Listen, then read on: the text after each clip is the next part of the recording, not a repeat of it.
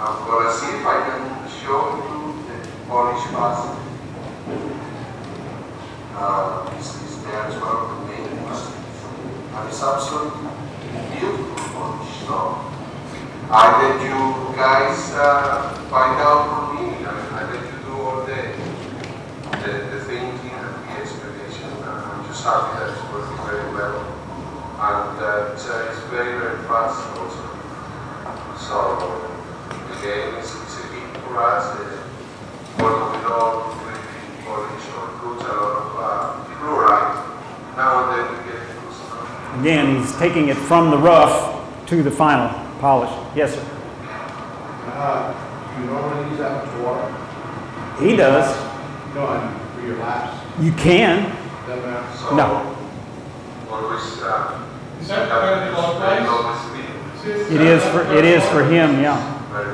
I don't do it that way, but it is for him. This is a topper, by the way. It's a 1/8 inch thick topper. It's not the lightest one, but I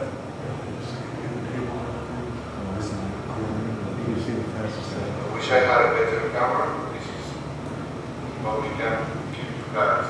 Before I go, I'm gonna, because I'm sure all of you are thinking about this. he's talking to you.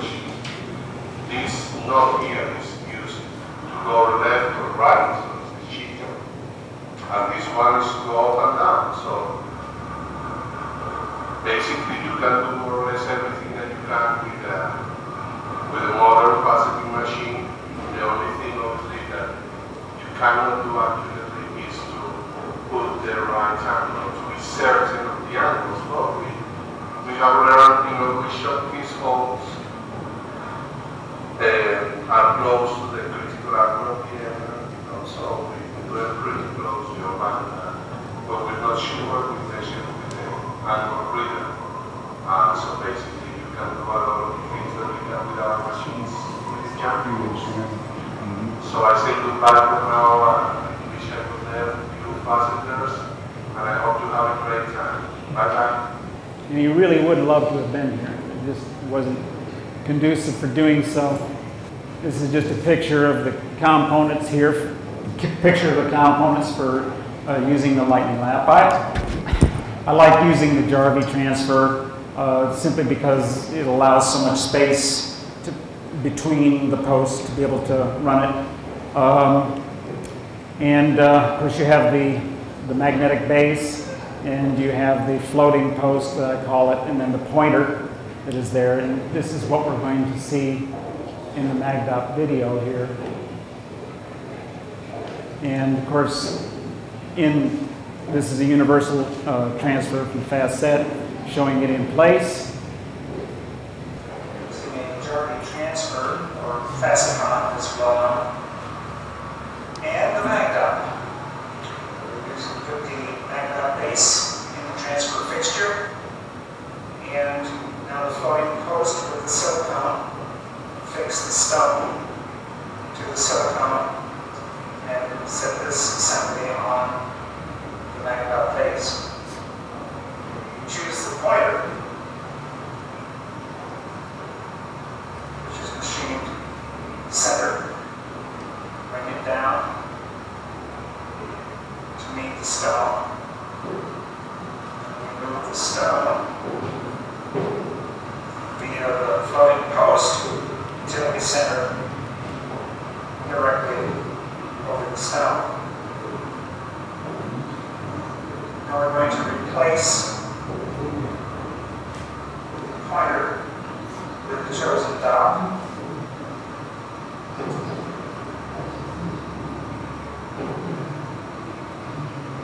And we're going to apply some glue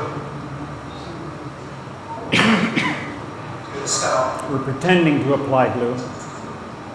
Bring the dot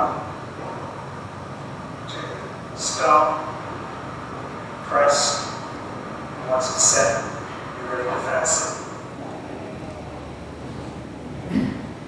Pretty simple, and regardless of whether you're using super glue or epoxy or wax, it all works the same. The silicone that's on there, it's able to withstand any temperature that you may have should you use a torch so that's not a problem.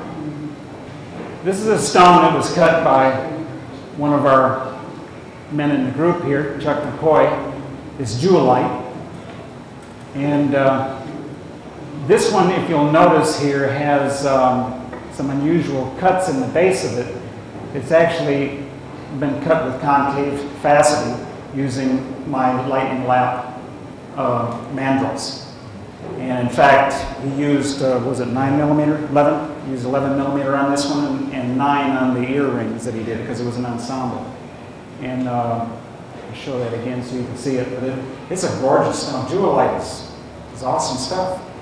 It's inexpensive to work with and produces a lovely stone.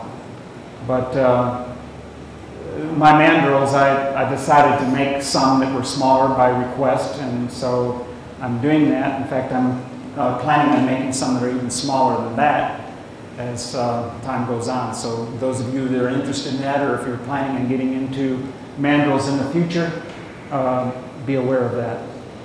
I'll show you some pictures now. This of just some stones by some other of my faceting friends that have cut and polished their stones on my laps. And this is crystalite by a lady named Micra. You probably have seen her on the lists if you've seen her floating around. Dave Gronke has done all kinds of stones. Doesn't necessarily always get the best quality of materials to work with, but he still does some awesome cutting. And if you saw these things firsthand, it's and Dalen, I believe this topaz is some of that same topaz that came from down there in Texas. It's all yours.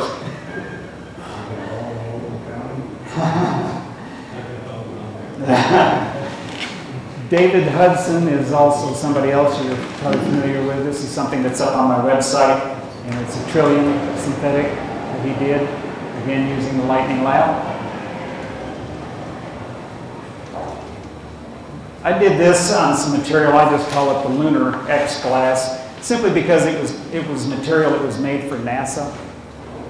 And it is a glass, it's a special glass. I had it checked by Dr. Amos over in the UK. And he says it has a refractive index in excess of diamond and higher. So, you know, you don't want to give up on glasses and stuff like that. You just don't want to give up on it because it gets some really interesting finds. One I didn't include in this group is one I did with selenium. Beautiful stuff. It looks just like, I'll think of it in just a minute. The stuff that has been discussed for some time, andesite, though it's not that at all. Another one of Micra's stones. And Elaine did this. You probably saw this on one of the lists. This is kunzite, and she did that on the lightning lap. She's here today somewhere. Where is she? And let's see what else we got here. One last thing to show you, and then my friend Gustavo, who you heard on the videos there. This is 2-carat Colombian emerald that he did. It's nice to be at the point where you can get those kind of things and work on them. But anyway, I appreciate your all's patience in putting up with the heat in here, and that you all came and we can enjoy fellowship together and do it again next year.